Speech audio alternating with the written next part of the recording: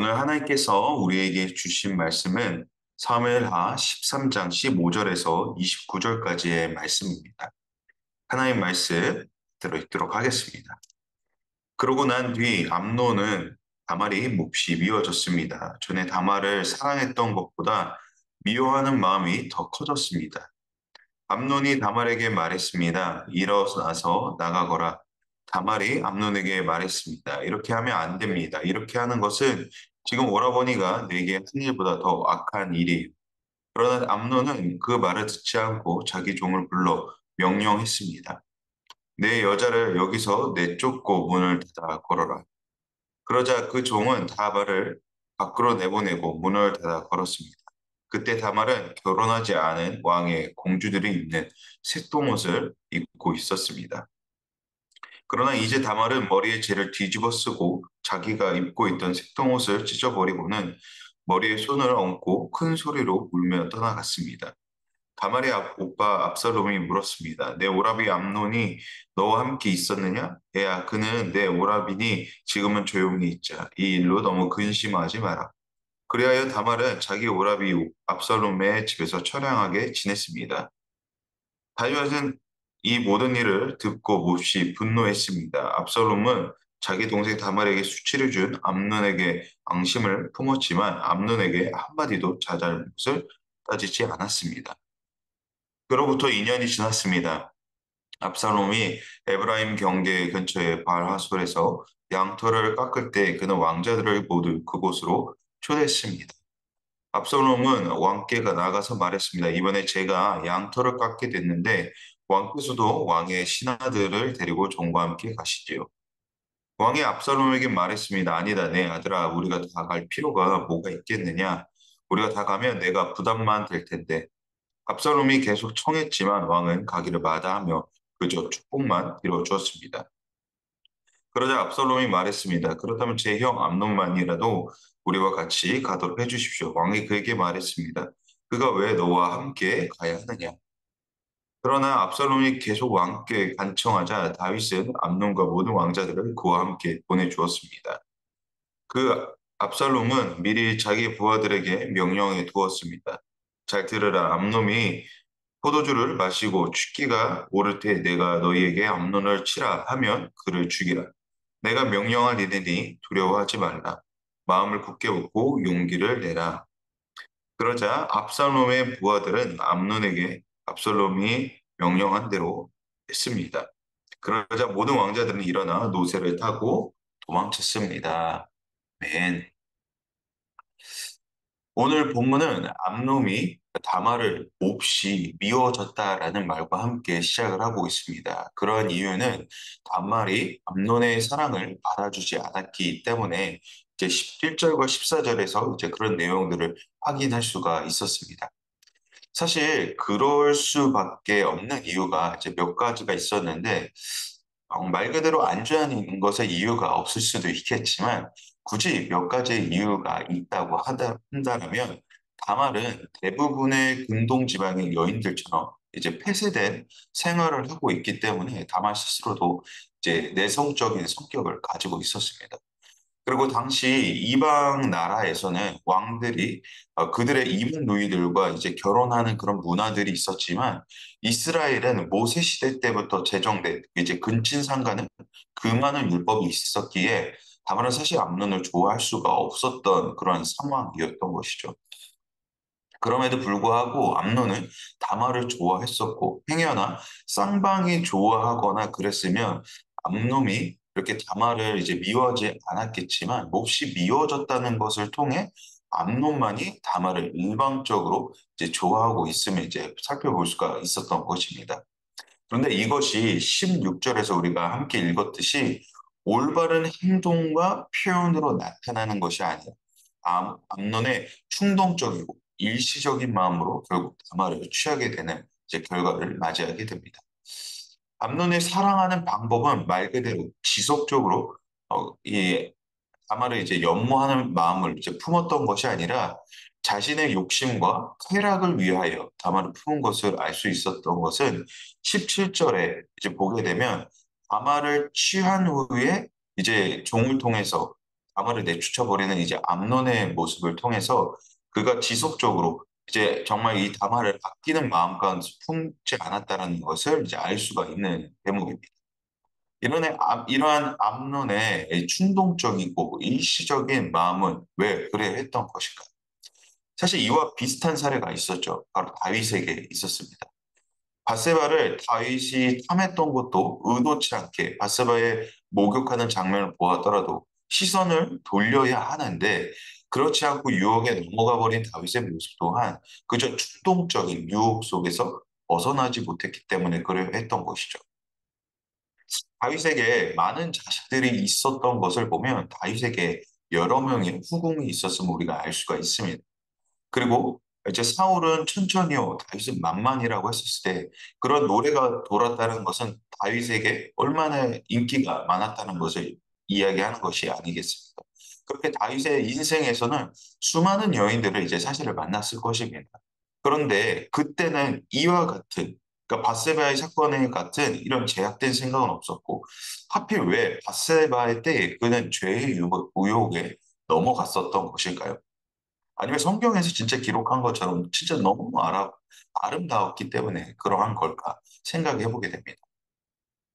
다윗이 사울을 죽일 수 있음에도 그렇지 아니한 것을 우리가 또 하나의 사건을 통해서 볼 수 있는 것은 분명히 이것을 기회라 여겨서 사울을 해할 수 있었지만 그렇지 아니한 것은 하나님께서 기름 부으신 자를 자신의 손으로 해치지 못했던 것도 이와 비슷한 사례를 볼 수가 있었습니다.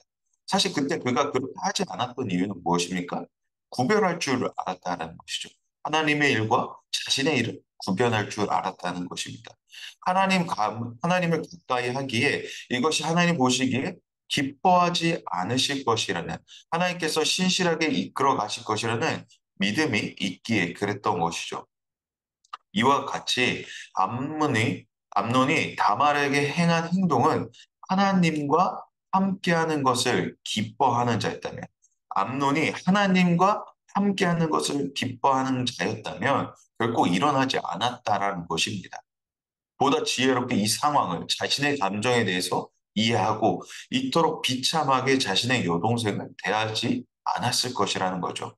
즉, 이 사건은 이것이 제약이라는 여기지 않는 이것 자체가 근친상간이라는 것이 암논에게 더 이상 제약이 아닌 그러한 것으로 느껴졌던 것이고 더 나아가 다윗의 집안의 전체에 하나님을 향한 마음이 없어졌음을 우리가 알 수가 있는데 아사랴 사건은 다윗이 통치하고 바로 일어난 사건이 아니었던 것처럼 우리가 21절을 보게 되면 21절을 보면 다윗은 이 소식을 듣고 몹시 분노했다고 합니다. 그러나 들음에도 암논에게 엄격한 처벌이 있는 것이 아니라 그저 물 흐르듯이 지나갑니다. 즉 이러한 다윗의 반응은 이것이 암논만의 문제가 아님을 알려주고 있는 것이죠. 암논의 사건은 개인의 사건을 넘어서 다윗 집안 전체가 하나님과의 관계에서 멀어져 있음을 이것을 죄로 인식하지 못하는 자리까지 갔음을 이제 알 수가 있는 것입니다. 다윗은 왜 이 사건을 그저 분노하고만 끝났던 것일까요? 암논은 다윗의 집안의 장자였죠. 그리고 앞으로 대를 이어야 왕이 되기 때문에 이것은 그저 자그마한 해프닝으로 다윗은 치부해버렸던 겁니다. 즉 다윗은 이 일의 심각성을 모르고 있었다는 것입니다. 이방 나라에서 흔하게 이루어지는 근친상간이니까 우리 집안에도 뭐 그럴 수 있지 않을까 아니란 그런 마음 가운데 있었다라는 것입니다. 즉 죄의 심각성을 알지 못하고 지나가 버리는 자신의 집안 전체가 이미 죄에 깊숙이 들어와 있음을 전혀 알지 못하는 다윗의 모습을 볼 수가 있다는 것이죠. 바스바의 사건 때 하나님께서 나단을 보내신 이유가 무엇이었습니까? 다윗에게 깨어 있으라라고 말씀하시는 것이었죠. 그러나 자신과 비슷한 사건이 자신의 장자에게 자신의 집안에서도 일어났음에도 죄라는 인식이 없었다는 것은 이미 다윗은 영적으로 무너진 상태였다는 것을 말하고 있는 것입니다. 그 결과 어떻게 됩니까? 집안의 비극으로 이어지게 됩니다. 22절과 23절의 압살롬은 앙심을 품고 이제 2년이라는 시간을 기다리게 됩니다. 그 기다림 끝에 압살롬은 양털을 깎는 행사를 진행하게 됩니다. 그리고 다윗과 왕자들을 초대하게 되죠. 당시 양털을 깎는 행사는 유목민들에게 있어서 농사의 추수에 해당할 만큼 기쁘고 즐거운 일이었기 때문에 큰 잔치를 이제 준비합니다. 그리고 이웃과 나그네를 초대하는 그러한 문화들이 있었습니다. 그렇게 압살롬은 다윗과 암논 그리고 다른 왕자들까지 초대를 합니다.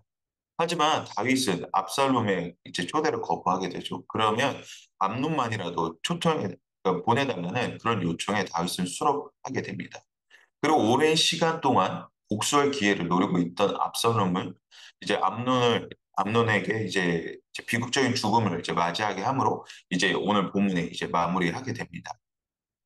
오늘 본문을 전체적으로 정리를 하게 되면 암논의 잘못에 대해서 암논의 잘못에 대하여 아무도 죄라고 반응하지 않았다는 것과 이 죄에 대해 또한 아무도 책임을 지지 않았다는 것입니다. 즉, 오늘 본문을 통해 하나님과의 멀어짐은 곧 죄에 반응하지 못하는 결과를 만듦과 동시에 이 죄를 회피하는 것이 아닌 책임을 져야 한다는 것을 이야기하고 있는 것입니다.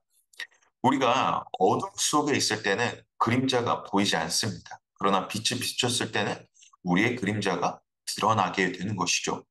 그러니까 죄의 회피는 잠시뿐이지 그 빛이 비춰졌을 때는 드러난다라는 것입니다. 죄는 잠시 가려질 수는 있으나 결코 없어지지 않는다라는 것이죠.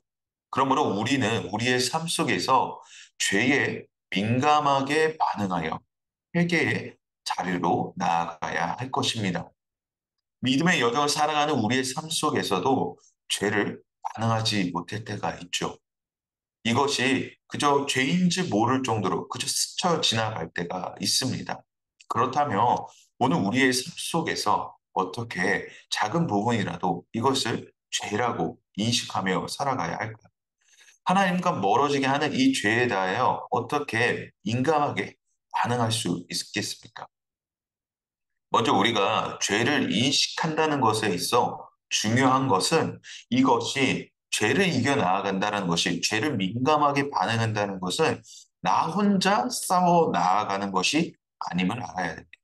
예수님께서 함께 짊어지고 가심을 함께 가주시고 계신다는 것을 알아 나가야 된다는 것이요. 나의 죄로 인하여 하나님께서 나를 버리시는 것이 아니라 함께 죄를 이기고자 동행하신다는 사실을 알아야 합니다. 마귀는 우리에게 죄가 있으므로 하나님께서 싫어하실 것이라고 우리에게 속삭입니다. 우리가 죄가 있기에 하나님께서 우리를 사랑하지 않으실 거라고 속삭인다는 것이죠. 그러나 하나님은 죄를 용서하지 않으시는 것은 맞으시나 죄를 통하여서 하나님을 바라보는 것을 원하시는 것이지 죄로 인하여 우리가 도망을 가는 것을 원하지 않으신다는 것입니다. 하나님은 결코 죄로 인하여서 우리를 먼저 책망치 않으십니다. 돌아오기를 하나님께서 원하시지, 죄로 인하여 하나님을 떠나는 것을 원하시지 않는다라는 것이죠. 예수님의 십자가의 승리는 그저 보여주시기 위한 사건이 아니라 예수 그리스도를 통하여서 예수 그리스도를 믿는 우리에게도 그 승리가 있음을 알려주시는 사건입니다. 그러니까 너희도 나와 같이 죄로부터 승리할 수 있음을 알리시는 사건이라는 것입니다.